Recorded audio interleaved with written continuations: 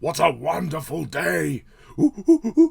Hello, my fellow YouTubers and subscribers, and welcome to my latest podcast, where today I finally get to review the latest installment in the Planet of the Apes rebooted series, Kingdom of the Planet of the Apes. So, Kingdom of the Planet of the Apes. This movie has been in development for a while, and it's the first movie in the series to be released and distributed under Disney, who now own 20th Century Fox, of course. The last trilogy was owned by 20th Century Fox, and then Disney bought Fox, so now Disney has the franchise, which is why you see all the Apes movies on Disney+. So Kingdom of the Planet of the Apes, this is allegedly the start of a new trilogy, in which the story is set many generations after the events of War for the Planet of the Apes, and very much sees a new set of characters taking the reins. So Andy Serkis is not in this movie. I believe he's involved in the background in terms of training some of the actors in how to act like apes, but aside from that, he's very much not in the forefront. He's in the background this time. Many years after the reign of Caesar, a young ape goes on a journey that will lead him to question everything he's been taught about the past and make choices that will define a future for apes and humans alike. So, Kingdom of the Planet of the Apes. Now, because the previous trilogy was a masterpiece, I always felt that Kingdom of the Planet of the Apes had a really difficult job, and it had a really tough act to follow. Whether it would meet the standard of that trilogy, beg to differ.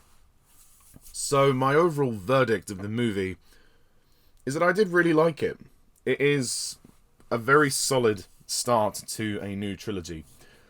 I don't think it's perfect, and it's not as good as the last three, but it is very good. And I think what makes this movie special is how epic it really is. It really does feel like the story is huge and grand and epic. I mean, look at that runtime. It's the longest movie in the series yet. It's like 2 hours, 25 minutes. So it's got to be epic in that regard. I really thought it was an interesting idea to take the story in a new direction, in terms of it's not about Cornelius, Caesar's son, which I assumed it was going to be. When I heard that they were going to do Kingdom of the Planet of the Apes, I thought that it was going to be set after war, like directly after war, and Caesar's little son, Cornelius, was going to be the protagonist, all grown up. But no, we have this new ape called Noah.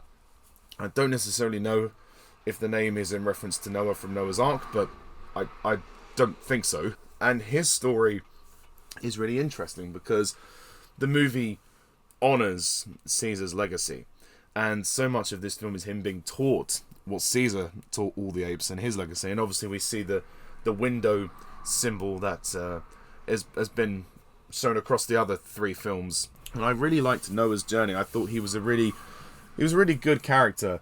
Not quite as interesting as Caesar, but I still thought he was good, and he was really finding his feet in the world and realizing that maybe not all of these laws are correct. Some of them might be wrong, and his journey of self-discovery and awareness, shall we say, of the world around him is very interesting. And he belongs to this clan of apes that are the Eagle clan, as they're called, who bond with the eagles, and that becomes somewhat important towards the end of the movie, which I won't give away any spoilers, but yeah, it's interesting to see his setup and his family heritage.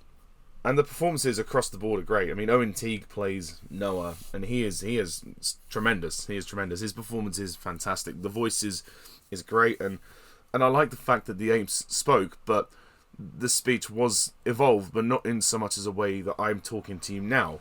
So he was articulate, but he wasn't overly articulate, where it felt too human. You want to keep that kind of, not looseness, but you want to keep that kind of slight distance from being overly articulate, because otherwise it would just be like, oh, it's just a human talking as a monkey, and it won't have any impact as such. So it's like they did in War for the Planet of the Apes, where when Caesar spoke more in that, it felt more articulate, but it didn't feel completely human. So they got the balance of that really right. Freya Allan is the female in the cast. She plays May, who is one of the only two human characters in this movie. and I thought she did a really good job as May.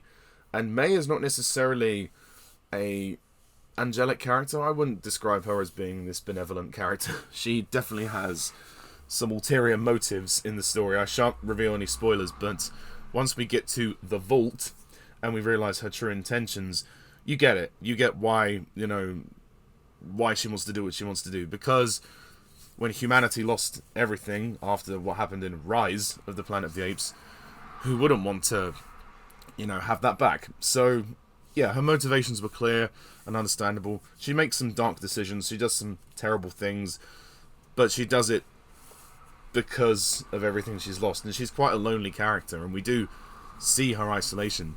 And it's not as though when she meets Noah and Raka that they become the best of friends, because they don't necessarily become the best of friends, but they do, for brief moments, understand each other. But they all have very different ideals, and especially Noah and May definitely have moments of tension, moments of conflict. Although, speaking of Nova, when they first meet her, they do call her Nova. And I thought it was interesting the fact that they said, we named them all Nova when we meet them.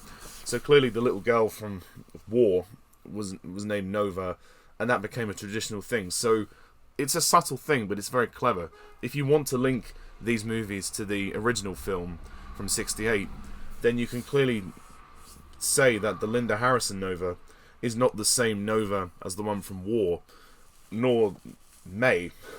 This Linda Harrison's Nova is another Nova. So culturally, that was just a very interesting thing.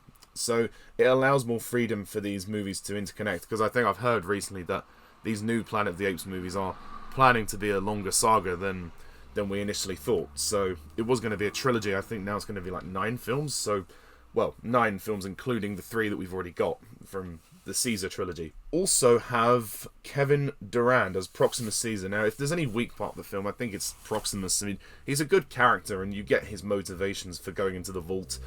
And I like the concept of what he wants to do, how he wants to become more highly evolved like the humans. But the character had really little screen time. And I did like him, but his presence wasn't felt. And I felt like he needed a bit more presence in the movie. So they could have utilised him a bit more. Although when we get to that human settlement, God, it is epic. It is really huge, and you feel like the stakes do raise to an all-time high. I also find that the movie is potentially a little bit longer than it needed to be. It is the longest film of the series, and you do feel it. Although War for the Planet of the Apes was quite long, not much shorter than this, that moved at a slightly slower pace, and there wasn't as much action as you would have thought, but it was just more riveting, it was more gripping. Perhaps it's because I'm not used to these new characters. I haven't quite invested in the new characters yet, but they are pretty good, and all the action sequences are very spectacular. There's a great sequence on a bridge, and there's a flood scene that takes place at one point, and there's a burning village sequence. So all the action that we get is pretty spectacular. Wes Ball did a good job directing this movie. He really upped the ante on the stakes here, and I like the fact that this movie is about legacy. The fact that Caesar cemented such a great legacy in the first 3 movies, and in this one, it's like there's a new legacy that's going to be born out of what happens in this film.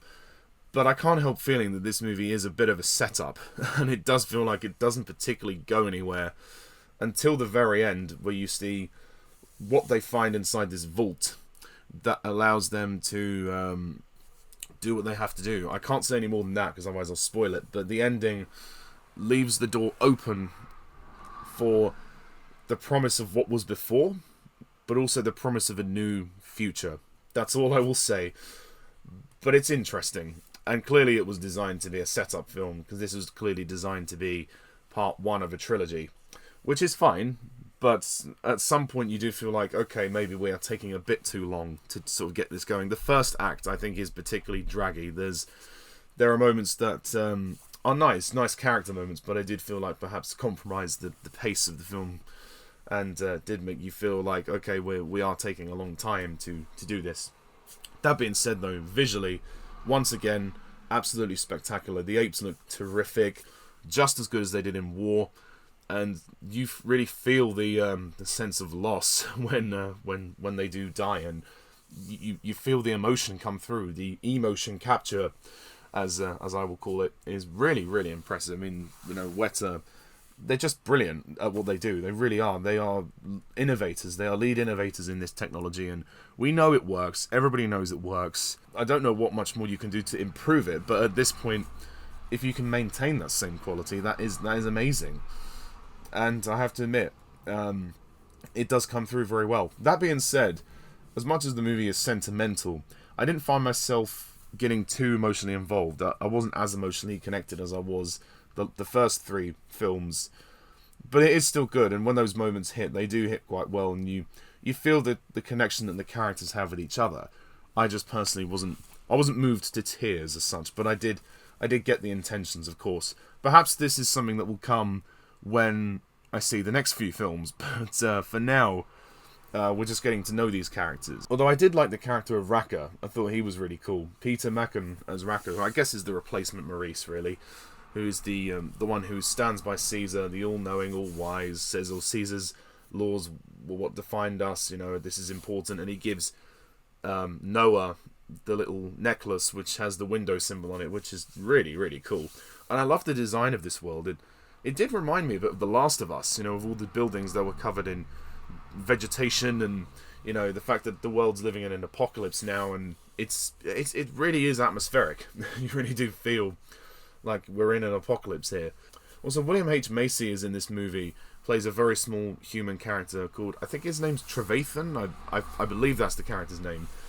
His character is interesting. He kind of just wants anything for an easy life. He doesn't want to be, killed by the apes. He just kind of wants to live in peace at this point because, well, let's face it, the world is theirs now. So he is resigned to the fact that there's not much more that humanity can do to restore itself. So him and May have something of a conflict about that, shall we say. But his fate is interesting in the movie, but again, shan't spoil it. So overall, I thought Wes Ball did a very good job, and it was a very epic film, moving to a degree, but not quite to the level of the last 3. The opening scene actually was probably one of the most moving scenes. I won't say what happens in the opening, but the very first scene of the movie was a real surprise, and I didn't expect it. So that was nice, and again, really honoured the first 3 films. While this movie does feel like it honours the first 3, it's not a direct sequel. It feels more like a soft reboot, as such. It's within the same timeline, but it is starting a new story. So I think that was a good idea, because it allows room for fresh ideas. And I think that this was a good start. I'm not saying all the ideas in the film were fresh. There are elements of repetition in terms of, human versus ape and all that kind of thing. But on the whole, I thought this was a really solid effort. I'm not going to say it's perfect. It's not my favourite movie of the Apes films, but it is a good one. And after 7 years, it's nice to have the series back. So I'm going to give Kingdom of the Planet of the Apes a very solid 8 out of 10.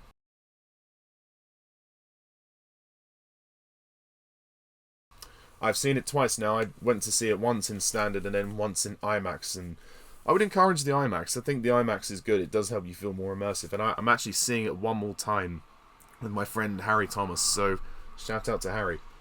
Anyway, thank you all for listening. Stay tuned for when I rank the Planet of the Apes movies, but until then, see you soon.